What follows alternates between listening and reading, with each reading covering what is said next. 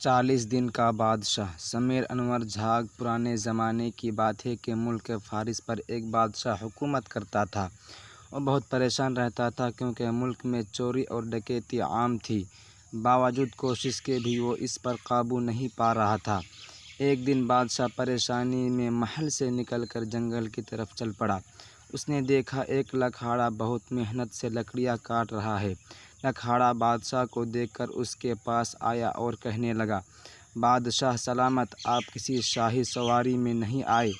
بادشاہ نے اپنی پریشانی کی وجہ بتائی تو اس نے کہا، اگر آپ اجازت دیں تو میں کچھ عرض کروں۔ بادشاہ نے سر ہلایا تو وہ بولا، آپ مجھے کچھ دن ملک پر حکمرانی کی اجازت دیں، مجھے امید ہے کہ یہ برائی ختم ہو جائے گی۔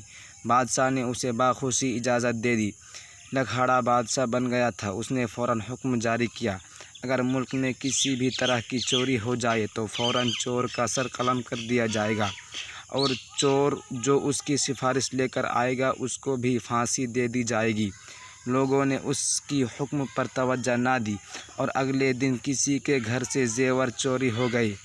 بادشاہ نے حکم دیا چور کو فوراً پکڑا جائے اور سپاہیوں سے کہا، اگر جو چور پکڑنے میں ناکام ہوئے تو ان کی جگہ تمہیں پھانسی دے دی جائے گی۔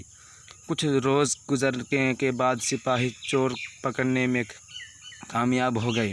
انہیں جیل میں بند کر دیا گیا۔ لوگ اب ڈر کے مارے سفارش نہ کریں۔ وہ بادشاہ کے باپ کے پاس گئے اور اس سے گزارش کی وہ بادشاہ سے معافی دلوا دے۔ وہ ان کے ساتھ جانے پر راضی ہو گیا۔ بادشاہ نے جب سفارش کے طور پر اپنے باپ کو دیکھا تو سپاہی کو حکم دیا کہ ان کو جیل میں بند کر دے۔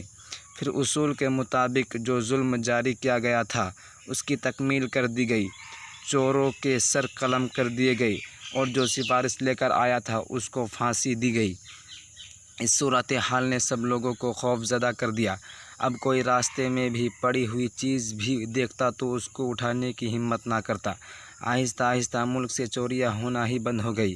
40 روز بعد بادشاہ نے لکھاڑا نے پہلے بادشاہ کو بلایا اور سلطنت کا نظام اس کے حوالے کر دیا۔